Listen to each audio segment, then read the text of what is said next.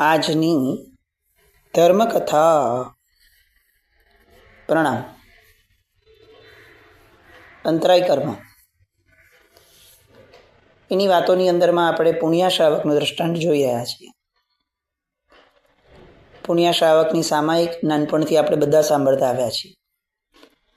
આજ પુણ્યા શ્રાવકનું હજી એક દ્રષ્ટાંત કે જે આપણે બહુ જ વાર સાંભળ્યું છે, એ પણ આપણને ખ્યાલમાં છે કે એમની સામાયિક કેવી હશે કે ભાઈ બાજુવાળાનું છાણું અણહકનું આવી ગયું હતું અને એ છાણાના આધારે તાપણું થયું અને એના આધારે ભોજન બન્યું.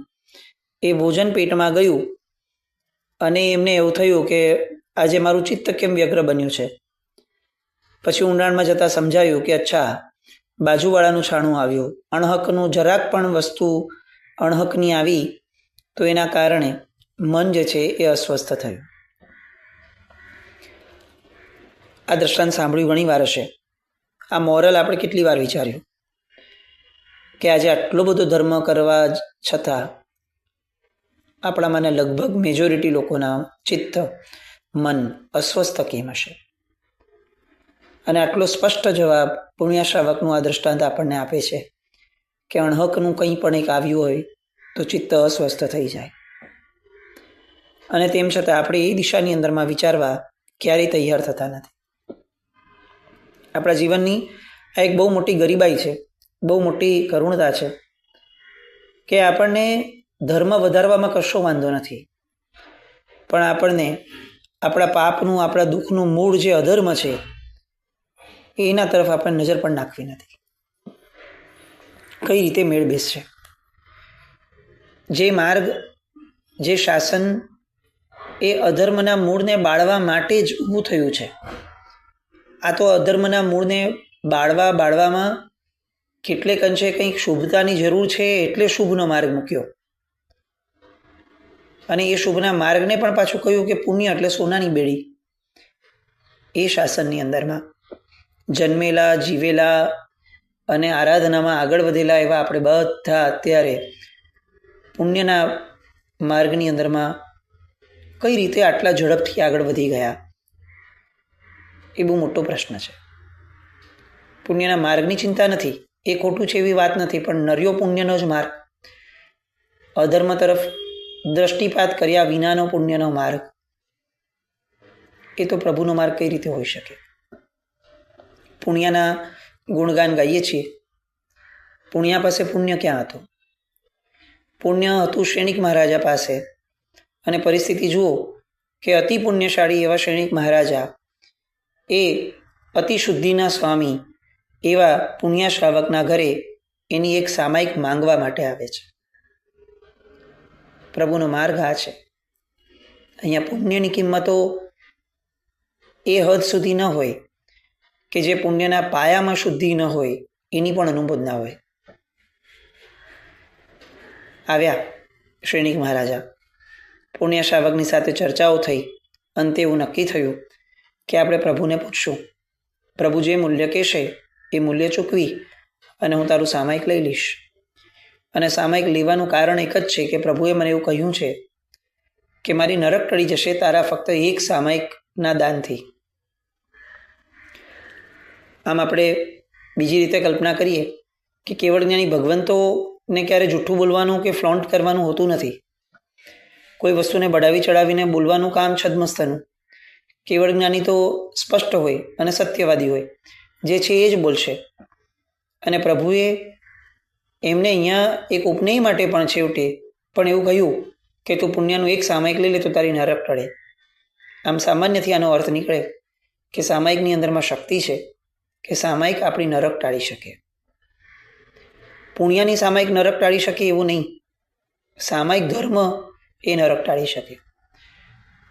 એવું કહી શકાય કે પુણ્યો એવો સામાયિક ધર્મ આચરતો હતો, પણ તાકાત પુણ્યમાં નથી, તાકાત સામાયિકમાં હતી. અને એ જ સામાયિક નામનો ધર્મ આપણે પણ પામ્યા. 48 મિનિટ સુધી એ પણ બેસતા હતા, આપણે પણ બેસીએ છીએ. અને આવી અઢળક સામાયિકો આપણે કરી, અઢળક. આપણામાંના ઘણા એવા હશે કે જેને નિયમો હશે, જે પ્રવચનની અંદરમાં પણ સામાયિક કરતા હશે, જે પ્રતિક્રમણ આદિ યોગોના કારણે પણ સામાયિક ઘણી કરતા હશે. પ્રશ્ન એ છે કે પ્રભુના મત પ્રમાણે એક સામાયિક નરક નિવારી શકે છે અને આપણી અઢળક સામાયિક આપણા કુવિચારોને પણ અટકાવી શક્યા, આપણી કુમતિને નિવારી શકી, આપણને પ્રસન્નતા આપી શકી, આપણને આનંદ આપી શકી, દીર્ઘજીવી કહી શકાય એવું કંઈ સંભારણું આપી શકી. જો ના, તો પ્રભુએ કીધેલી સામાયિક અને આપણે કરેલી સામાયિક, આ બેમાં જે ડિફરન્સ છે ને એને આપણે ગોતવો જ જોઈએ. કારણ કે પ્રોબ્લેમ સામાયિક નામના ધર્મમાં નથી, પ્રોબ્લેમ આપણા આચરણમાં છે, આપણી સામાયિક ધર્મ પ્રત્યેની વિચારણામાં છે. બંને ગયા, પ્રભુની પાસે હાથ જોડીને વિનંતી કરી કે પ્રભુ, આ પુણ્યને હું લઈને આવ્યો છું, હવે આપ જણાવો, અમારા બંનેનું છેલ્લે માનવું એ છે કે આપ જે મૂલ્ય કહેશો એ મૂલ્યથી અમે સામાયિકને એકબીજાની સાથે આદાન પ્રદાન કરી લેશું. અને ભગવાન શ્રેણિક મહારાજાને જણાવે છે કે મહાનુભાવ, એમ સામાયિકો ખરીદી શકાતી હોત તો આખી દુનિયા પૈસાના જોરે એવું જ કરત. સામાયિક એ તો આત્માનો ધર્મ છે, એનું બાહ્ય રીતે કોઈ મૂલ્ય ન થઈ શકે. અને પ્રભુ અટક્યા. પુણ્યના મનની અંદરમાં સંતોષ હતો કે હાશ, પ્રભુએ મારી લાજ રાખી લીધી. મારે આવા મહારાજા મારા ઘરે આવ્યા હોય અને મારે એમને પાછા કાઢવા પડે, એ જે વિમાસણ હતી એમાંથી પ્રભુએ મને આબાદ બચાવ્યા. પણ પ્રશ્ન શ્રેણિક મહારાજાને હતો, કારણ કે સ્વાર્થ એમને હતો કે મારે મારી નરક તોડવી છે. પ્રભુએ કીધું બ્રહ્મ વાક્ય, વાત પૂરી, ક્ષાયિક સમ્યક તો ન ધણી છે. પણ છતાંય પ્રશ્ન તો થયો કે જો પ્રભુ ખરેખર આવું સત્ય હતું આ, કે સામાયિક નામનો ધર્મ એ કોઈ બાહ્ય દ્રવ્યથી ખરીદી જ નથી શકાતો, તો પ્રભુ મને એના ઘરે મોકલનાર પણ આપ જ હતા. જો આ સત્ય આપને પહેલાં ઉજાગર હતું જ, આપણે તો સર્વજ્ઞ છો આપ, તો પછી પ્રભુ મને ત્યાં મોકલવાનું શું કારણ હતું? અને ત્યારે પ્રભુ જવાબ આપે છે કે એનું કારણ એ હતું કે મારે તને પુણ્યનું જીવન દર્શન કરાવવું હતું. તું રાજમહેલમાં રહે છે, આટલી બધી અફાટ પુણ્યની સામગ્રીઓની વચ્ચે રહે છે, તને એવું લાગે છે કે તું આ મગધનો નાથ છે, મગધનો સૌથી સુખી વ્યક્તિ તું છે. તું ત્યાં જઈ આવ્યો પુણ્યના ઘરે, ઝૂંપડી જેવી અવસ્થા, શું લાગ્યું તને? અને ત્યારે શ્રેણિક કહે છે કે પ્રભુ, એ બાબતની તો વાત જ જવા દો. એના જેવી ચિત્તની પ્રસન્નતા તો મેં આજ સુધી ક્યાંય જોઈ નથી. એનું ઘર એ ખાલીકામ હતું, એમાં નાની, પણ એનો આત્મા એ અપૂર્વ આનંદથી ભર્યો ભર્યો જણાતો હતો. એવો આનંદ કે જે આનંદ મેં મારા જીવનમાં ક્યાંય જોયો નથી, મેં અનુભવ્યો નથી, એ વાત તો જવા જ દઈએ, પણ આવો આનંદ મેં જીવનમાં ક્યાંય જોયો પણ નથી. મેં જગતમાં ક્યાંય આવો આનંદ નથી જોયો કે જે આનંદ મને એના વદન ઉપર, એના જીવનની અંદરમાં, એના ચિત્તની અંદરમાં મને અનુભવાતો હતો. અને પ્રભુ ફરીથી પૂછે છે કે તે પણ આવો આનંદ નથી અનુભવ્યો મગધનો નાથ હોવા છતાં? તો કે ના પ્રભુ, આના લાખમાં કરોડમાં ભાગનો આનંદ પણ જો મને મળ્યો હોત ને તો મારું જીવન ધન્ય બની ગયું હતું. મારી પાસે કરોડોની સંપત્તિ છે, મહાન સામ્રાજ્ય છે, આવ્યા બાદ એવી સત્તા છે, બલબલા રાજાઓ એ મારા ચરણોમાં આળોટે છે. પણ પ્રભુ, જીવનમાં જો કંઈક ખૂટતું હોય એવો અહેસાસ એ જે મને હંમેશા સતાવતો હતો, એ પુણ્યને જોયા પછીથી મને બહુ સ્પષ્ટ રીતે સમજાયો છે કે એની પાસે કશું જ નથી, અને તેમ છતાં એની પાસે બધું જ છે, અને મારી પાસે બધું જ છે, અને તેમ છતાં કશું જ નથી. અને પ્રભુ એક બહુ સામાન્ય રીતે આ વાતને અહીં પૂર્ણ કરે છે કે એ કારણથી જ તને ત્યાં મોકલ્યો હતો. શ્રેણિક મહારાજાને પણ સમજાઈ ગયું કે પ્રભુએ નરક ટાળવાના બહાને મૂળમાં મારી ગેરસમજણને ટાળી છે. કારણ કે નરકનું મૂળ તો મારી ગેરસમજણ જ છે, અને પ્રભુએ એ ટાળવાનો પ્રયત્ન એ કરાવડાવ્યો. પ્રભુના ખૂબ ખૂબ આભારી થયા. નરક ન ટળી એ વાતનો અફસોસ ચોક્કસ રહ્યો, પણ સામાયિક નામના ધર્મ પ્રત્યેનો અહોભાવ અપ્રતિમ વધ્યો. આવું અણમૂલું સામાયિક, ભગવાનના મુખેથી જેની પ્રશંસા થઈ છે એવું સામાયિક, જેના આધારે નરક ટળી જાય એવું સામાયિક. અને આવો સામાયિક નામનો ધર્મ 6 ખંડનો માલિક હોવા છતાં જો કોઈ જીવ નથી ખરીદી શકતો, તો એનો અર્થ એ છે કે એની સામે 6 ખંડનો માલિક પણ ભિખારી છે. આવો આનંદ, આવી પ્રસન્નતા, આવી ખુમારી જે ધર્મમાં છે, એ સામાયિક નામના ધર્મને વંદન કરી અને સૈનિક મહારાજા રાજમહેલમાં પાછા ફર્યા. કથાકારોએ પુણ્ય શ્રાવકની આ જે ગરીબાઈ હતી એને અહીં લાભાંતરાય કર્મના ઉદયમાં જણાવી છે. પુણ્ય શ્રાવક એ જે કર્મ ભોગવતો હતો કે ભાઈ એક જ દિવસ ટંક પૂરતું મળતું હતું એને, એ એના લાભાંતરાયનો ઉદય હતો. પણ પુણ્યાએ પછીથી જે જવાબ આપ્યો કે એને પ્રસન્નતાથી એ સ્વીકાર્યું કે ભલે કશો વાંધો નથી, એક જ ટંક જમવાનું છે તો આપણે એક જ ટંક જમશું. એક દિવસ હું ઉપવાસ કરીશ, બીજે દિવસે મારી શાવિકા ઉપવાસ કરશે.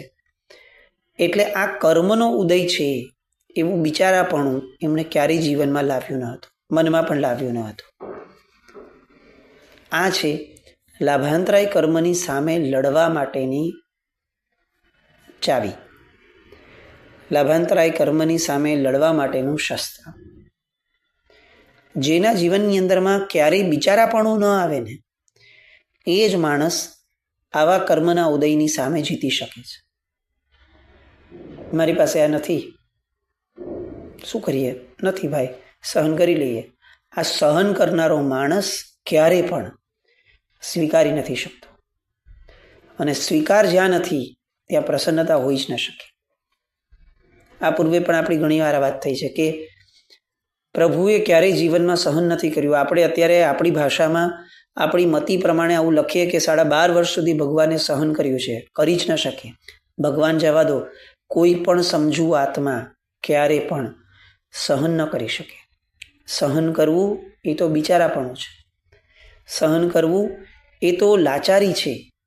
સામાન્ય ભાષામાં પણ આપણે સમજીએ છીએ કે આ માણસે બહુ સહન કર્યું, એ કહેવામાં આપણે એનું ગૌરવ નથી વધારતા. આપણે એવું કહીએ છીએ કે બિચારાની પરિસ્થિતિ ન હતી પણ છતાં એણે સહન કર્યું. અને આવો સહન કર્યાવાળો શબ્દ જો આપણે ભગવાન માટે મૂકતા હોઈએ અથવા ઉત્તમ આત્માઓ માટે મૂકતા હોઈએ તો ચોક્કસપણે આપણે ફેર વિચાર કરવાની જરૂર છે. ભગવાને સ્વીકાર કર્યો હતો. સહન શું કરે?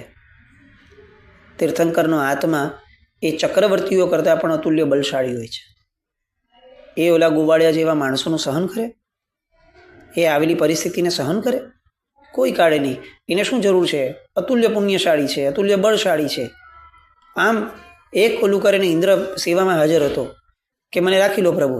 ઇન્દ્ર જેવો ઇન્દ્ર એ હાજર હતો. આવા પુણ્યશાળી વળી સહન કરવાનું હોય? પણ ના, પ્રભુએ સ્વીકાર કર્યો હતો, પ્રભુએ ઇગ્નોર કર્યો હતો. પ્રભુને એ પરિસ્થિતિઓ એમના ચિત્ત સુધી ક્યારે પહોંચી જ ન હતી. આપણી દ્રષ્ટિએ ઉપસર્ગો થયા હતા, પ્રભુની દ્રષ્ટિએ તો કંઈ નહોતું થયું, કારણ કે પ્રભુનું જગત એ આ જગતથી ઘણું અંદર અને ઘણું ઊંડું હતું. પ્રભુ એમાં ખોવાઈ ગયા હતા. બહારના શરીરની સાથે જે થયો તે ઘટના થઈ. પ્રભુ સહન ન કરે. પુણ્યાએ સહન ન કર્યું. સાધક આત્મા ક્યારે સહન ન કરે. એ આવું વિચારે પણ નહીં કે હવે આ એક ભાવ સહન કરી લો ને, સમજણનો ભાવ છે તો સહન કરી લો ને. નહીં, સ્વીકાર કરી લો. આપણે આ શબ્દોનો પણ ફેરફાર જીવનમાં કરવો પડે, કારણ કે આ શબ્દો જ્યાં સુધી જીવનમાં છે ને ત્યાં સુધી લાચારી છે, ને જ્યાં લાચારી હોય ત્યાં ખુમારી ન હોય, અને જ્યાં ખુમારી ન હોય ત્યાં પ્રસન્નતા ન હોય. આપણા ધર્મો આપણને કેમ પ્રસન્નતા નથી આપતા? કારણ કે આપણી મનની અંદરમાં ક્યાંય આપણા ધર્મ માટેની કોઈ ખુમારી જ નથી. જરાક પરિસ્થિતિ બદલાય અને આપણે લાચાર બની અને આપણા ધર્મોને છોડી દઈએ છીએ. જરાક પરિસ્થિતિ બદલાય અને આપણી મનસ્થિતિને બદલાવી દઈએ છીએ. આ લાચારી તો આ છે. અને ખુમારી એ હોય કે જેમાં દ્રઢપણે એક સામાયિક આપવાની હતી. પુણ્યને રોજ સામાયિકો થતી હશે કેટલી બધી. હવે એક સામાયિક આપવાની વાત હોય અને પ્રભુએ મોકલ્યું હોય તો એમ કહી દેવામાં શું વાંધો હતો કે ભલે મારી એક સામાયિકનું ફળ લઈ લો, પણ ના, મારી સામાયિક એ ગમે તેટલી થાય એક સામાયિકનું મૂલ્ય છે મારી માટે. મલ્ટિપલ આરાધનાઓ કરતા આપણી દરેક આરાધનાનું આવું મૂલ્ય સમજ્યા છીએ. હું અભિષેક કરું છું અત્યારે, તો અભિષેક કરતી વખતે મારું ધ્યાન અભિષેકમાં જ હોવું જોઈએ, કારણ કે એ મારી માટે અત્યારે આ ભગવાન તુલ્ય આરાધના છે. આવું ખરું કે મનમાં ચાલતું હોય કે જેવો આ અભિષેક થઈ જશે એટલે તરત જ અહીંયા થઈ જાય એટલે પછી તરત અક્ષત પૂજા અને પછી તરત હું નીકળી જઈશ મારા ટાઈમે. ચૈત્યવંદન કરતા હોઈએ અને કોઈ બૂમ પાડે કે હવે અભિષેક થાય છે, આ પૂજા થાય છે, પુષ્પ પૂજા થાય છે અને ભાગી જતા એવા આપણે ક્યારે આપણે આપણી આરાધનાની ખુમારીને અડી પણ શકશું જો આવા જ રહ્યા તો? પુણ્ય શ્રાવકમાંથી શીખવાનું આ છે, જે આરાધના કરીએ, જે પણ નાનામાં નાની પણ કેમ ના હોય. એ કોવિન મુક્કારો વાળી જે ગાથા છે એ આપણે ઘણી બધી વાર બોલ્યા છીએ. સંસાર સાગર અવતારી નર્મના રીંબા. એક નમસ્કાર પણ જો પરમાત્મા વર્ધમાનને એવો કર્યો છે કે જેમાં મન વચન ને કર્મ ત્રણેય જોડાયેલા છે યોગો, તો એ જીવને સંસાર સાગરથી તારી શકે એમ છે. નમસ્કાર નામના ધર્મની જો આટલી તાકાત છે તો આપણે તો કેટલા મોટા મોટા ધર્મો કર્યા છે. તકલીફ ક્યાં છે? ખુમારી નથી, કારણ કે પ્રસન્નતા નથી, કારણ કે એની કિંમત નથી, કારણ કે એની સમજણ નથી. એક પછી એક ઊંડા જતા જતા જતા જતા સમજાશે કે મૂળ તકલીફ આપણા મતિ જ્ઞાનની છે. આપણે બુદ્ધિને ક્યાંય જોડવા જ નથી દેવી, આપણે બુદ્ધિને ક્યાંય અડવા જ નથી દેવી. અને પછી આપણે પૂછીએ કે આરાધનાનું ફળ કેટલું મળે, અને શાસ્ત્રોમાં લખાયેલા ફળ એ તો રિલાયન્સની એડ હોય ને એના જેવા હોય હંમેશા. તમે જુઓ કે રિલાયન્સ વગેરે ઘણી બધી હવે તો કંપનીઓ એ કોઈ પણ એડ આપશે તો અટ્રેક્ટિવ વસ્તુઓ સામે લખ્યા પછી ઉપર એક નાનકડો સ્ટાર કર્યો હશે અને નીચે લખ્યું હશે કે કન્ડિશન્સ અપ્લાય. આ તમને મળશે, પણ આવી કન્ડિશન્સ હશે તો, પૂરી થશે તો. શાસ્ત્રો આવી કન્ડિશન્સ અપ્લાય સાથેની ફળની વાતો કરે છે અને આપણે એ કન્ડિશનને જોતા જ નથી. આપણે એવું વિચારી લઈએ કે મેં આ ક્રિયા કરી એટલે મને આટલા દેવલોકનું આ મળશે, મેં આ કર્યું એટલે મને આટલા ઔષધનું આ મળશે, આટલા ઘણું ફળ મળશે. એક નવકારશીનું ફળ પણ મેળવવું હોય તો પણ કન્ડિશન સપ્લાય છે. બધી વાતો બહુ ઊંડાણની છે. ક્રિયા ધર્મને ખરેખર આપણે જેટલું માન આપવું જોઈએ એટલું નથી આપતા. એના કારણે જ કદાચ ક્રિયા ધર્મ વગોવાતો અથવા વખોડાતો જાય છે. આટલો ઊંચો ભગવાનનો ક્રિયાધર્મ, કોઈને વખોડવાનું મન કેમ થાય? કોઈને એને ઉવેખવાનું મન કેમ થાય કે ક્રિયા ન કરવી જોઈએ? કારણ કે આપણી ક્રિયાઓમાં પણ કેટલીક મુશ્કેલીઓ છે. આપણે એની સમજણમાં જતા નથી. એ અપ્રોચથી ક્યારેક જીવનમાં ક્રિયાઓની વિશુદ્ધિ માટે, વિધિની શુદ્ધિ માટે, ક્રિયા કર્યા પછીની ખુમારી માટે, સમજણ માટે, આનંદ માટે પણ ક્રિયામાં ઊંડા ઉતરવાનો પ્રયાસ દરેક વ્યક્તિએ પોતાની ક્રિયા સાથે કરવો જોઈએ. અને આ મતિજ્ઞાનને આધારે છે. એટલે અહીંયા એવું શ્રુતજ્ઞાનનું બહાનું ન ચાલે કે અમને કોઈ જ્ઞાન નથી, અમે કંઈ વાંચન નથી કર્યું. ના, મારી ક્રિયા જ મને આનંદ આપશે. ખાલી હું મારી ક્રિયા સાથે રહું. શ્રુતજ્ઞાન મળે તો બહુ આનંદ છે, ન મળતો હોય તો કશો વાંધો નથી, હું એનો પ્રયત્ન કરીશ. પણ સાથે સાથે મતિજ્ઞાનને એમાં જોડવાનો પ્રયત્ન કરવો પડે. પુણ્ય શ્રાવકનું આ દ્રષ્ટાંત એ લાભાંતરાયનું થયું. ભોગાંતરાય કર્મ માટે પંડિત વીર વિજયજી મહારાજ સાહેબે એક દ્રષ્ટાંત મૂક્યું છે. એ દ્રષ્ટાંતને આવતીકાલથી આપણે જોશું. પણ આ દ્રષ્ટાંત બહુ યાદગાર આપણા માટે રહે. પુણ્ય શ્રાવકનું ભગવાનનો જવાબ એ આપણને સતત કાનમાં વાગ્યે રાખે, આપણા મનને ચીપકે રાખે કે મારી આરાધનાનો આનંદ નથી. બસ આવું કંઈક આપણને વાગે અને વાગ્યા પછીથી આપણે જાગીએ, આવું કંઈક થાય એવી શુભ મંગલ કામના સાથે જીનાજ્ઞાવૃત્તિ કંઈ પણ બોલાય તો મિચ્છામિ દુક્કડમ જૈનમ જયતિ શાસનમ.